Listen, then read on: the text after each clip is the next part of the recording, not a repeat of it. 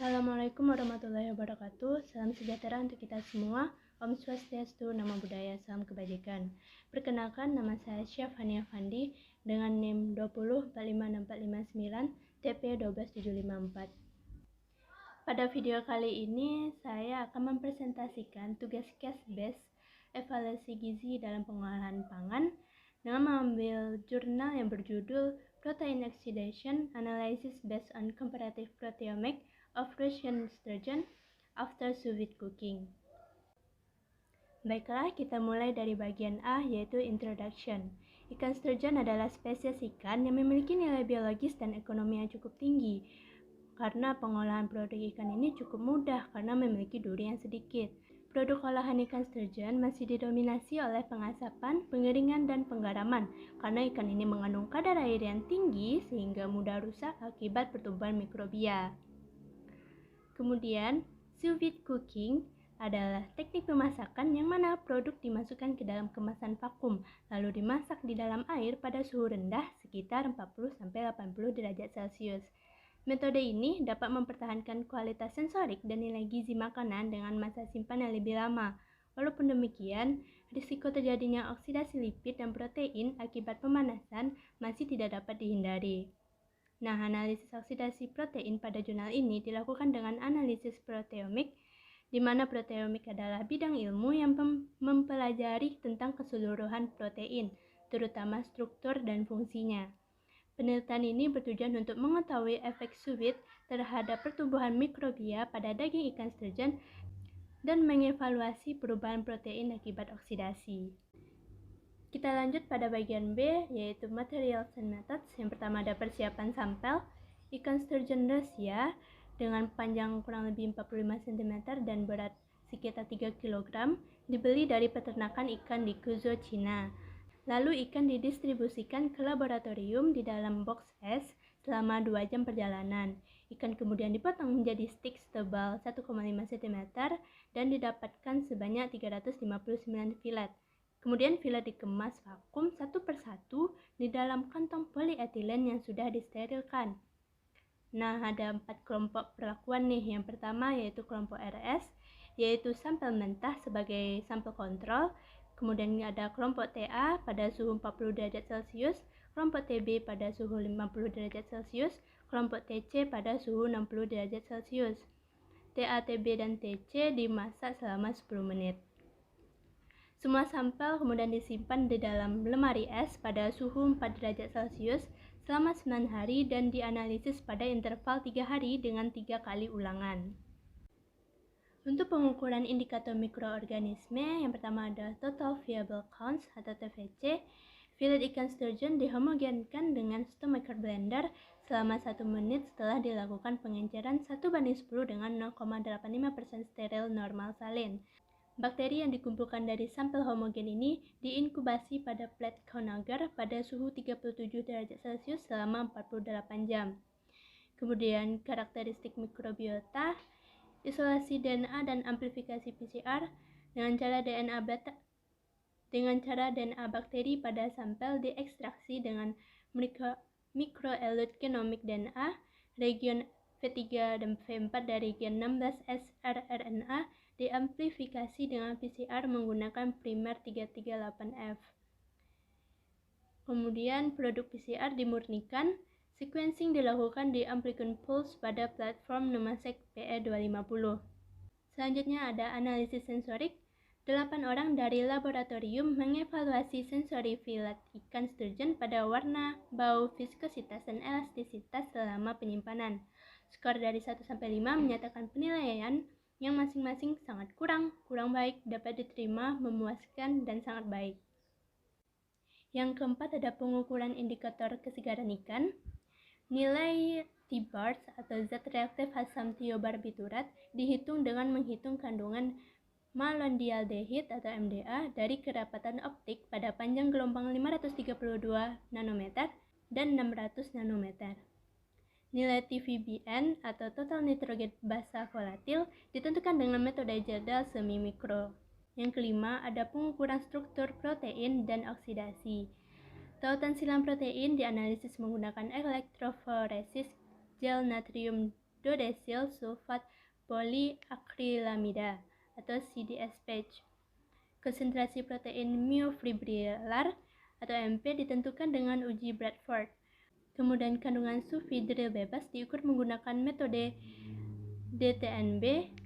Selanjutnya, metode analisis proteomik homogenat dan lisis SDT dilakukan dengan cara sampel dicampur dengan buffer SDT, kemudian dihomogenisasi dengan MP homogenizer, kemudian disonikasi dan direbus selama 15 menit. Setelah itu dilakukan sentrifugasi dan hasil dari supernatan dan disaring dengan filter dan didapatkan filtrat.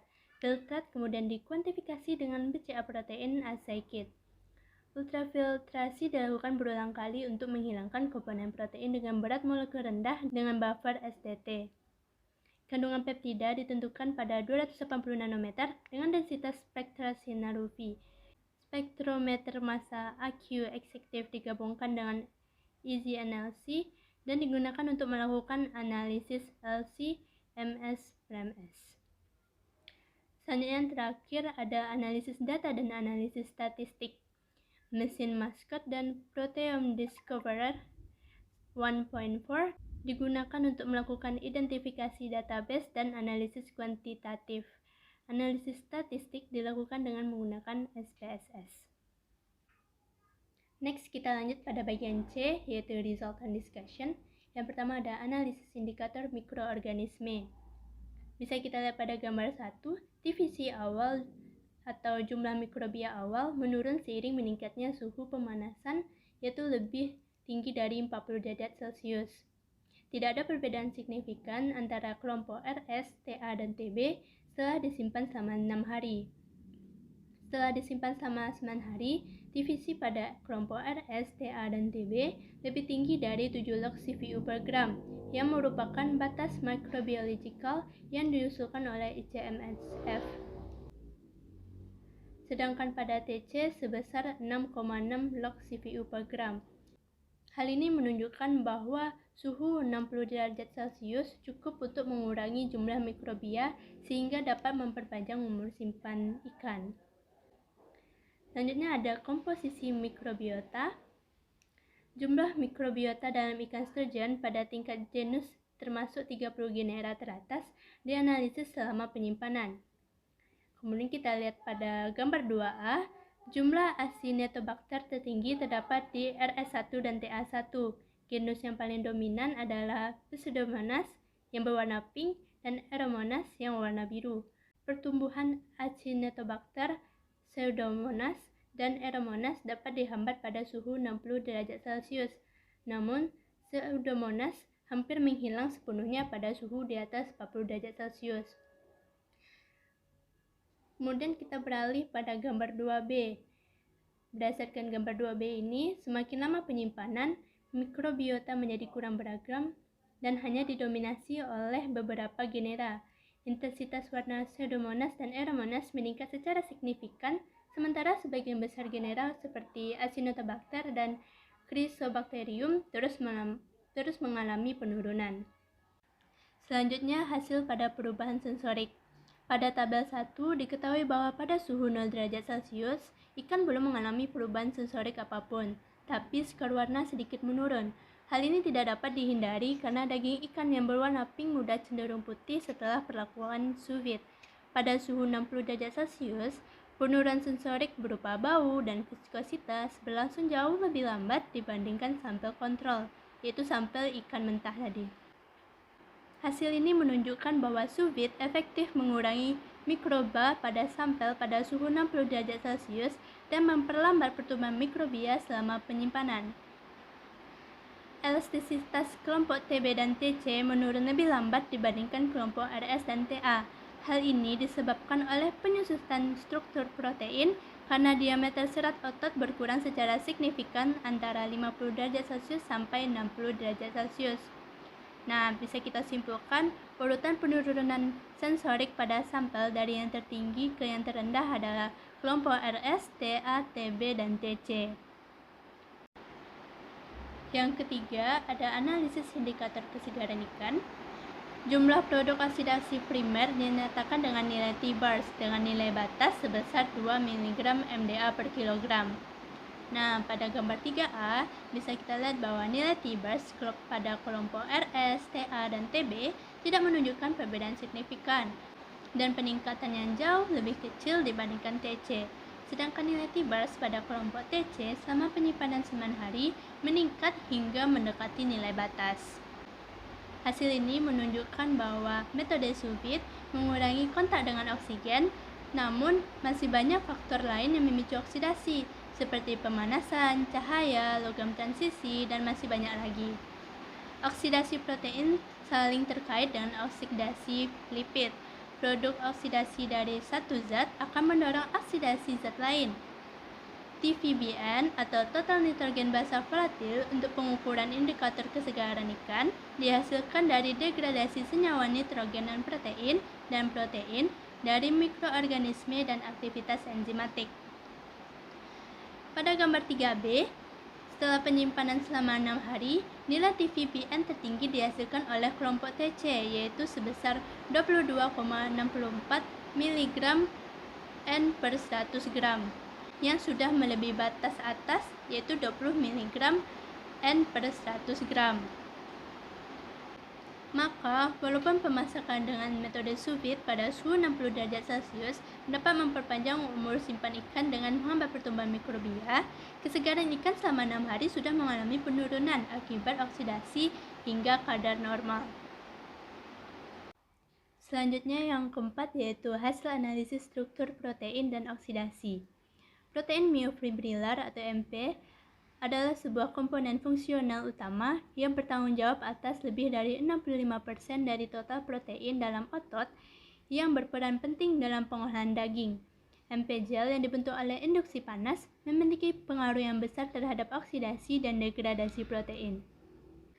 Pada gambar 4A, kandungan MP berkurang secara signifikan dengan kenaikan suhu sous vide. Gugus sulfuridyl berperan penting dalam pembentukan gel. Bisa kita lihat pada gambar 4B, kandungan sulfuridyl bebas menurun secara signifikan dengan meningkatnya suhu sous vide. Pengurangan kandungan sulfuridyl bebas ini menandakan bahwa meningkatnya oksidasi. Pada gambar 4C, di suhu 60 derajat Celcius, hanya aktin yang memiliki sedikit warna pada pita protein. Hasil ini menunjukkan bahwa pretreatment sebelum melakukan sous vide akan meningkatkan oksidasi dan degradasi protein yang mungkin disebabkan oleh potensi pembentukan radikal bebas. Selanjutnya ada analisis GO dan GEGG. Untuk mengetahui penyebab perbedaan oksidasi dan degradasi protein selama penyimpanan setelah perlakuan sous vide pada suhu 50 dan 60 derajat Celcius.